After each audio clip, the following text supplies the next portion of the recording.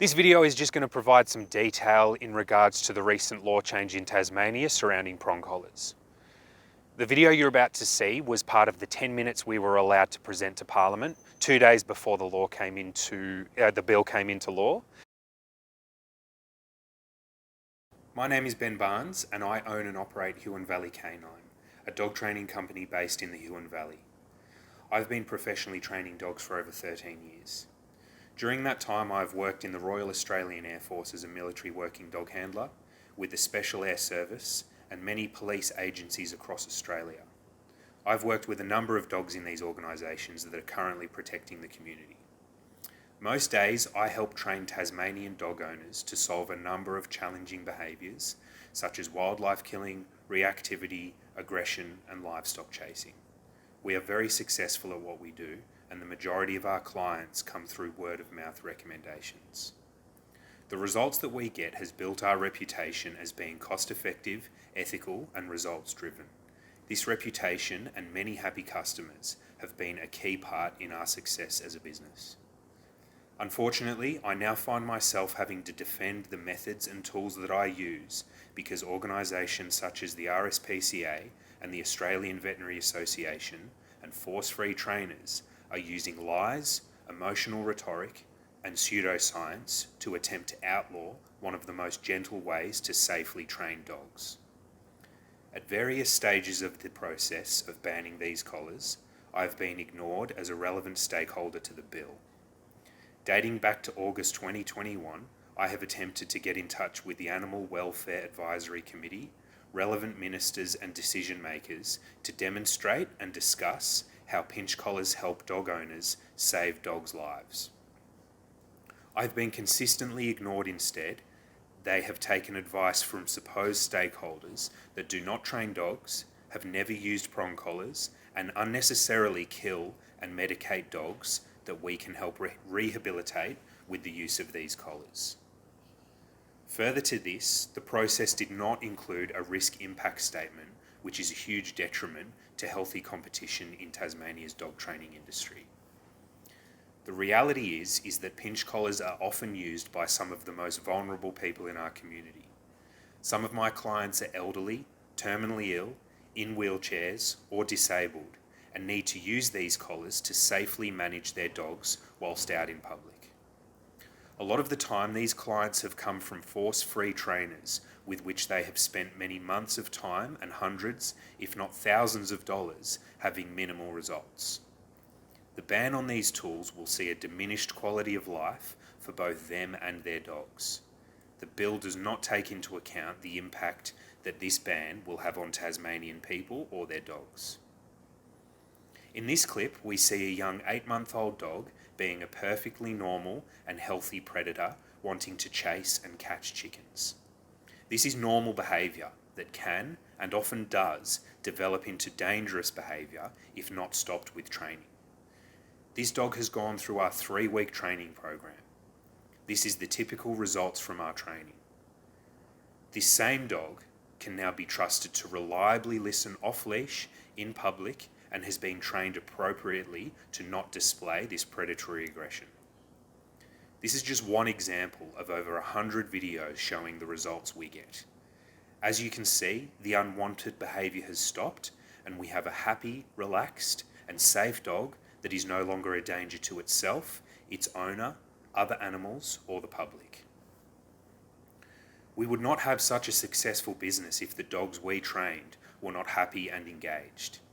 How can the government want to ban Tasmanians from achieving results like this when we are yet to see any alternative training methods that get these results? A happy dog without the dangerous and sometimes deadly behaviour. Despite what you have been told, force-free trainers, the RSPCA and the Australian Veterinary Association cannot and do not get results like this.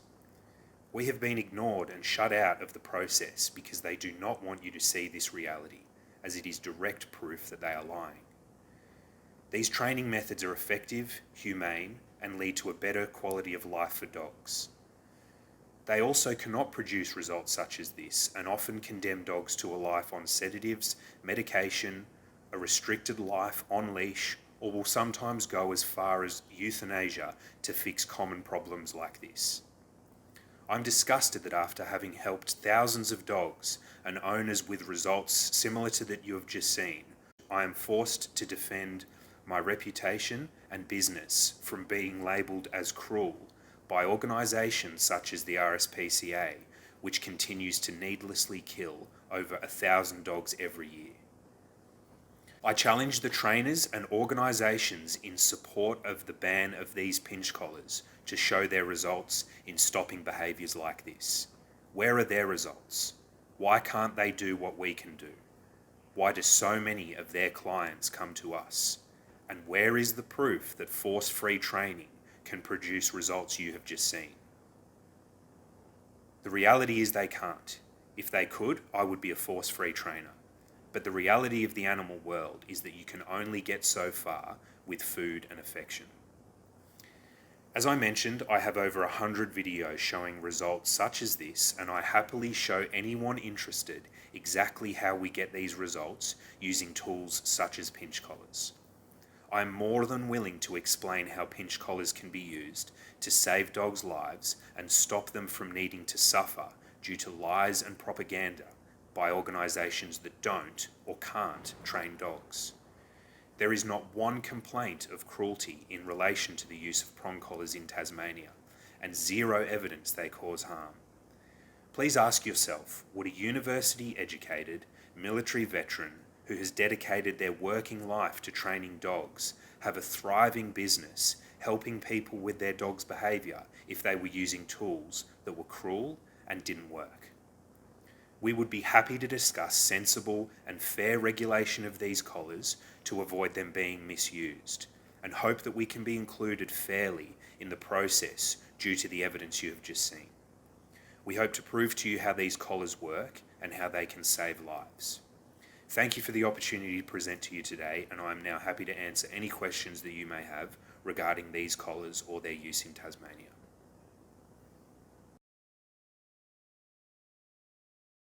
This was after trying to get in touch with them for over a year to present evidence, proof and real-world results, but we only got 10 minutes to present to them after the bill had already been passed in the lower house. But next to speak was political lobbyist and the CEO of RSPCA Tasmania, Jan Davis.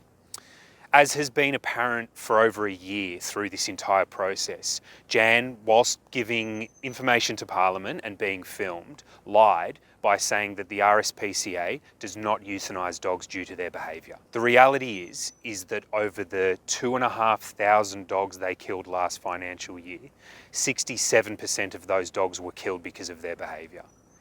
This was a perfect example of, once again, a powerful group such as the RSPCA provably and directly lying to Parliament with absolutely zero consequences. Throughout the entire process of this new bill coming into law, facts, logic and real-world results have been completely absent from any decision making. Instead, the government's relied on lobbyists who lie to them continuously and refuse to engage with experts such as ourselves that help dogs and their behaviour every single day using tools such as this. The RSPCA claims that positive reinforcement only training is an effective alternative training method, but we have an open offer to anyone who can show us that through positive reinforcement training, they can successfully stop behaviours such as predatory aggression. The Tasmanian government claims that this is a win for animal welfare, whilst at the same time spending more money than ever on the greyhound racing industry. Just this year, they announced an 8% increase in the millions of dollars they subsidise the greyhound racing industry with.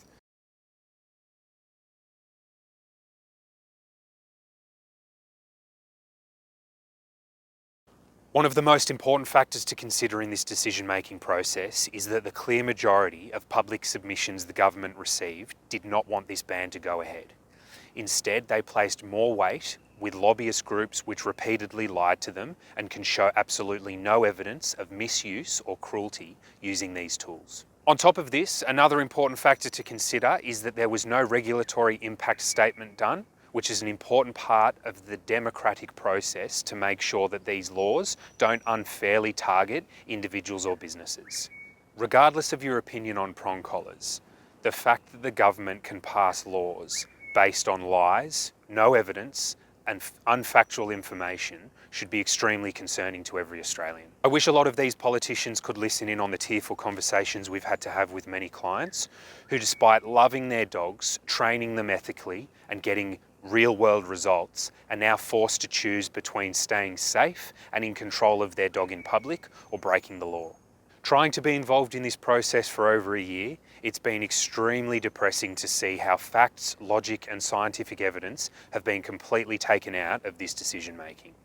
Organisations such as the RSPCA and the Australian Veterinary Association will think this is a massive win for animal welfare, whereas the reality is that some of our most vulnerable dogs and dog owners are now left without any alternative training methods to stop completely normal but unsocial behaviour that we see every week. If you want any more information on prong collars, or if you're a positive reinforcement only trainer that wants to show us how to stop predatory aggression using those training methods, please feel free to send me an email, and we won't be responding to any comments or contact on social media. Cheers.